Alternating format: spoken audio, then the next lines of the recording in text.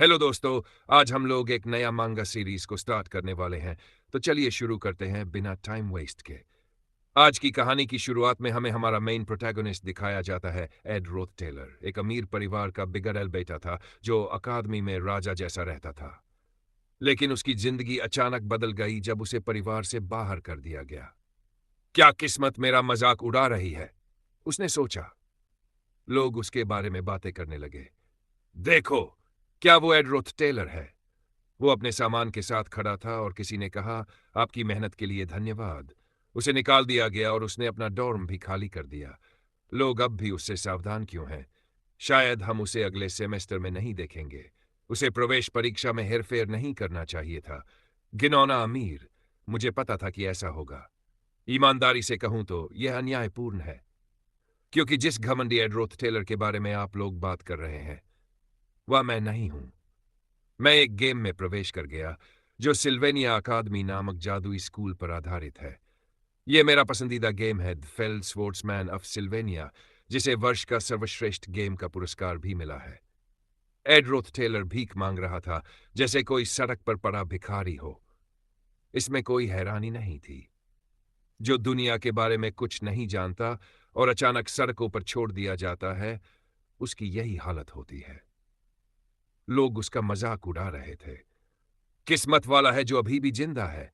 लेकिन एड को समझ नहीं आ रहा था कि यह सब उसके साथ क्यों हुआ। मैं इस शरीर में कैसे आ गया? ये मेरे साथ ही क्यों हुआ? उसे इसका कोई जवाब नहीं मिल रहा था। लेकिन मैं हार नहीं मानूंगा, उसने ठान लिया। उसके स्टैट्स स्क्रीन पर दिखाई दिए। Stamina 3, intellect 4, talent 7, will power 7, luck 6। ये स्टैट्स तो बहुत खराब थे। एक साधारण किसान का स्टैमिना भी इससे ज्यादा होता है।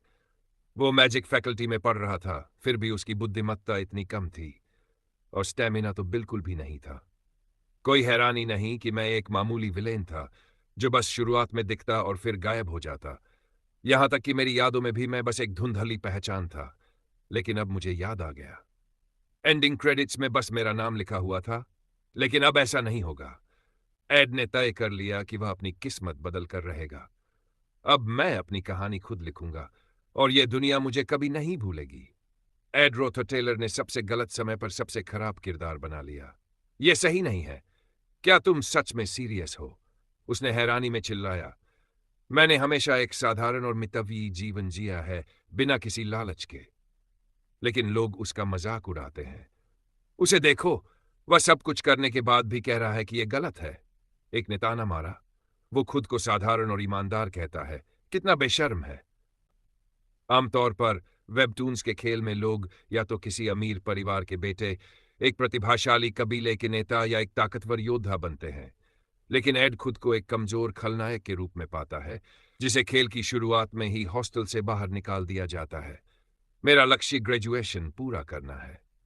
लेकिन समस्या यह है कि ट्यूशन फीस बहुत महंगी है। इस सेमेस्टर की फीस तो अभी देनी है और अगले सेमेस्टर के लिए स्कॉलरशिप चाहिए। लेकिन मेरे खराब स्टैट्स के साथ स्कॉलरशिप मिलना मुश्किल है। पास होना भी बड़ी बात लगेगी। अभी मुझे बस जिंदा रहने पर ध्यान देना होगा। खाने, कपड़े और रहने की जगह की जरूरत सबसे ज्यादा है। लेकिन मेरे पास न रहने की जगह है और न ही खाने के लिए कुछ। बस कुछ बेकार चीजें हैं जो किसी काम की नहीं है। इस लड़के की छवि के कारण नौकरी भी मिलना मुश्किल है और डॉर्म में भी वापस नहीं जा सकता, क्योंकि मुझे वहां से निकाल दिया गया था। लगता है जंगल में ही रहना पड़ेगा। अच्छा है कि पास में एक झरना तो है। मैं छात्रों की नजरों से बचने की कोशिश कर रहा था और आधे दिन तक चलता रहा। इस दौरान मैंने अपनी स्थिति को समझने की कोशिश की। उस समय एड को बस घर से निकाल दिया गया था। यह कहानी की शुरुआत थी। अच्छी बात यह थी कि उसे अभी स्कूल से बाहर नहीं निकाला गया था। यह बहुत जरूरी था, क्योंकि सिल्वेनिया अकादमी एक बड़ी और सम्मानित जगह है। यहां से पढ़ाई पूरी करने के बाद एक अच्छा भविष्य तय होता है। यह एक साधारण स्कूल से बड़ा है, एक पूरे शहर जैसा। यह अकादमी उत्तर पूर्व में एक घने जंगल के पास स्थित है। चूंकि यह खेल अकादमी में सेट है, मैं अपने गेम खेलने के अनुभव का पूरा फायदा उठा सकता हूं। अगर मैं चुपचाप यहां से पास हो जाऊं, तो मेरा भविष्य पहले से कहीं बेहतर हो सकता है। 10 दिन बचे हैं स्कूल शुरू होने में। तब तक मुझे खुद को स्कूल जाने के लायक बनाना है। मैंने कड़ी मेहनत शुरू कर दी। Wind blade, wind blade, wind blade. मैं थक कर हाँफने लगा, लेकिन अच्छा था कि मैं जादू तो कर सकता हूं। ये बात सच में अजीब थी। क्या मैं सिर्फ 5 पेड़ काटने के बाद इतना थक गया हूं, और इससे तो भूख और बढ़ गई। कम से कम खाना तो दे दो, फिर बाहर निकाल देना। मैंने गुस्से में कहा, क्या जादू करने से भूख लगती है? मेरा पेट जोर से गड़गड़ाने लगा। मुझे भूख लगी है, बहुत ज्यादा भूख। तभी मुझे वो बात याद आई जो मेरे दादाजी ने बचपन में बताई थी। वो बात मुझे अब हिम्मत दे रही थी कि मैं आगे का सामना करूं। जब बार्ले हम्प छोटा था, उसने कहा था कि वो पहाड़ों के पीछे पेड़ की छाल खा लेगा। अगर ध्यान से न देखो तो वो चिकन जैसा लगती है। लेकिन एक दिन भूखे रहने और 2 दिन तक उल्टी करने के बाद मैंने समझ लिया कि लकड़ी घर बनाने के लिए है, खाने के लिए नहीं। पहले तुम्हें वो फ्रेम उठाना होगा जो लकड़ी को संभालता है। मेरे पास बस 2 हाथ है, लेकिन 4 सपोर्ट है। मुझे तुमसे नफरत है, दादाजी। ये काम सच में आसान नहीं है। शेल्टर बन तो गया है, लेकिन अभी बहुत काम बाकी है। मैं जमीन पर तो नहीं सो सकता ना। ये थोड़ा अजीब लगेगा, लेकिन मेरे पास कोई और तरीका नहीं है। हाँ, ये वाकई बहुत मुश्किल था। किसी तरह मैंने इसे पूरा कर लिया। क्या ये हो गया? मेरा काम आखिरकार पूरा हो गया। एड ने सिस्टम संदेश को देखा, जो दिखा रहा था कि उसकी क्राफ्टिंग स्किल्स में सुधार हुआ है। उसने अभी अभी एक साधारण लकड़ी का शेल्टर बनाया था, लेकिन यह कमजोर था और बार बार टूट रहा था। स्क्रीन पर उसकी स्किल्स दिखाई दी। इसका मतलब था कि वह मैजिक की बजाय क्राफ्टिंग में बेहतर था।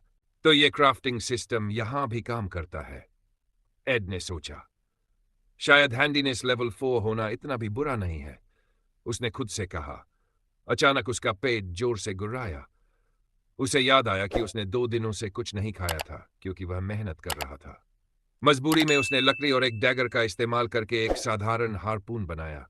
यह भले ही खास नहीं था, लेकिन उसे उम्मीद थी। अब मुझे खाना ढूंढना होगा, एड ने थके हुए स्वर में कहा। मुझे खाना चाहिए, मांस। यह ख्याल बार बार मेरे दिमाग में आ रहा था, लेकिन इन मुश्किलों के बीच मैंने कुछ खास देखा। मुख्य किरदार। इतनी जगहों में मुझे उसके यहां मिलने की उम्मीद नहीं थी। स्कूल शुरू होने में बस 1 हफ्ता बचा था। मैंने खुद से कहा, मुझे बस तब तक टिके रहना है, फिर सब ठीक हो जाएगा। लेकिन इस सब के बीच अचानक याद आया, मैं जीने की कोशिश में एक जरूरी बात भूल गया। प्रिंसेस फिनिया गुस्से में खड़ी थी और सामने वाले व्यक्ति को घूर रही थी। तुम, उन्होंने सख्त लहजे में कहा, तुम्हें बिल्कुल भी पछतावा नहीं है। उनकी आवाज गूंज उठी। इस अकादमी से तुरंत चले जाओ। उनके कहने के बाद भी वह व्यक्ति वहीं खड़ा रहा। फिनिया ने फिर गुस्से में पूछा, तुम अभी तक यहां क्यों हो? उन्होंने उसे याद दिलाया, मैंने ही एड रोथ टेलर को डॉर्म से बाहर निकाला था। यह था इस मांगा का चैप्टर 1। आज के लिए इतना ही। कल मिलते हैं एक और न्यू वीडियो के साथ। Till then take care.